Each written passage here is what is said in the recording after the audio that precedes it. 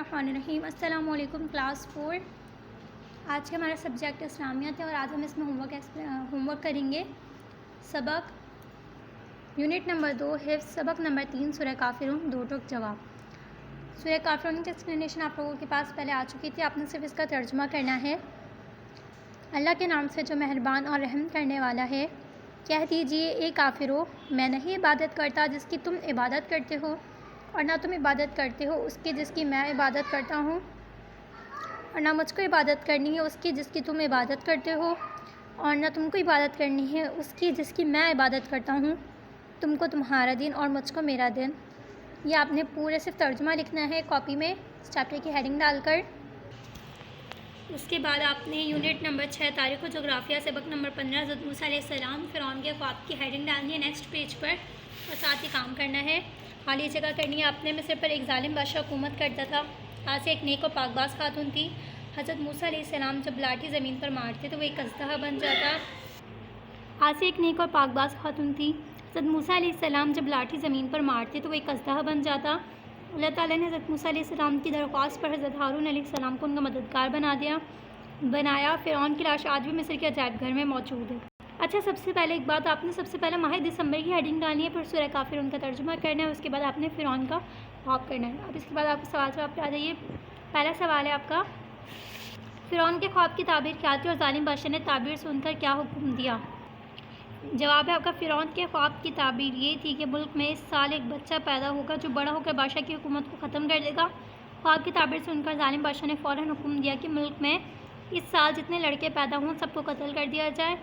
سوال نمبر 2، موسیٰ علیہ السلام کی والدہ کے دل میں کیا خیال آیا؟ جواب، حضرت موسیٰ علیہ السلام کی والدہ کے دل میں یہ خیال آیا کہ بچے کو ایک صندوق میں رکھ کر دریا میں بہا دیا جائے۔ جواب، سوال نمبر 3، حضرت آسیہ کون تھی؟ حضرت آسیہ نے فرعون سے کیا کہا؟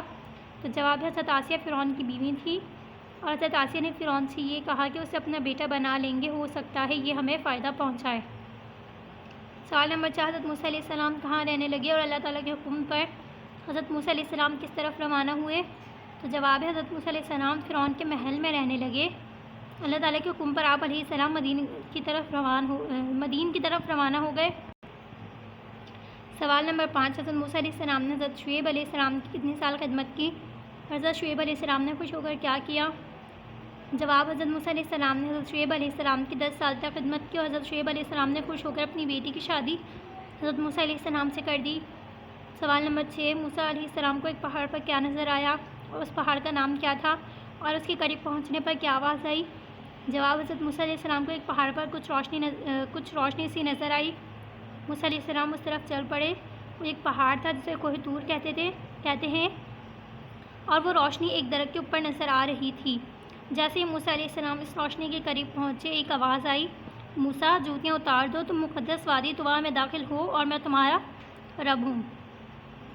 سوال نمبر 7، حضرت اللہ تعالیٰ نے موسیٰ علیہ السلام کو کیا عطا کیا اور کہاں جانے کا حکم دیا، اور اللہ تعالیٰ نے موسیٰ علیہ السلام کو کون سے معجزے عطا کیے؟ جواب، اللہ تعالیٰ نے حضرت موسیٰ علیہ السلام کو نبوت عطا کی اور مصر جانے کا حکم دیا۔ اللہ تعالیٰ نے موسیٰ علیہ السلام کو 2 معجزے بھی عطا کیے۔ ایک معجزہ ان کا عصا یعنی لاٹھی کا تھا۔ جب موسیٰ علیہ السلام لاٹھی زمین پر مارتے تو وہ ایک اژدہا بن جاتا، اور دوسرا معجزہ یہ تھا کہ جب وہ اپنا ہاتھ بغل میں دبا کر باہر نکالتے تو چمکدار سفید ہو جاتا۔ سوال نمبر 8، فرعون کے دربار میں حضرت موسیٰ علیہ السلام کے ساتھ پیش آنے والے واقعے کا ذکر کریں۔ تو جواب، حضرت موسیٰ علیہ السلام فرعون کے دربار میں پہنچے تو اسے توحید کی تعلیم دی اور اس کے اپنے 2 معجزات بھی دکھائے، مگر فرعون نے آپ علیہ السلام کا مذاق اڑایا اور آپ کو جادوگر کہنا شروع کر دیا۔ فرعون نے اپنے وزیر حامان کو حکم دیا کہ بڑے بڑے جادوگروں کو بلوائے۔ حضرت موسیٰ علیہ السلام نے انہیں دعوت دی کہ پہلے وہ اپنے جادو کا مظاہرہ کریں۔ جادوگروں نے اپنی رسیاں زمین پر ڈالیں، جادو کے اثر سے وہ سانپ بن کر ادھر ادھر بھاگنے لگیں۔ موسیٰ علیہ السلام نے اپنا عصا زمین پر ڈالا اور اللہ کے حکم سے بہت بڑا اژدہا بن گیا، اور اس نے جادوگروں کے تمام سانپوں کو نگل لیا۔ یہ منظر دیکھ کے جادوگر حضرت موسیٰ علیہ السلام پر ایمان لے آئے۔ فرعون نے موسیٰ علیہ السلام کو جاتے دیکھ کر کیا کیا اور اللہ تعالیٰ نے سمندر کو کیا حکم دیا؟ جواب، فرعون نے موسیٰ علیہ السلام کو جاتے دیکھا تو وہ بھی اپنی فوج کے ساتھ اسی سمندری راستے پہ چل پڑا۔ ادھر موسیٰ علیہ السلام اور ان کے ساتھیوں نے سمندر پار کیا، اور ادھر اللہ تعالیٰ نے سمندر کو حکم دیا کہ پھر سے ایک ہو جا۔ پانی دوبارہ مل گیا اور راستہ مٹ گیا۔ سوال نمبر 10، فرعون ڈوبنے لگا تو اس نے کیا کہا اور فرعون کی موت کے بعد اس کا کیا حشر ہوا؟ جواب، فرعون سمندر کے بیچوں بیچ اپنی فوج کے ساتھ ڈوبنے لگا تو چلایا کہ میں ایمان لاتا ہوں موسیٰ اور ہارون کے رب پر۔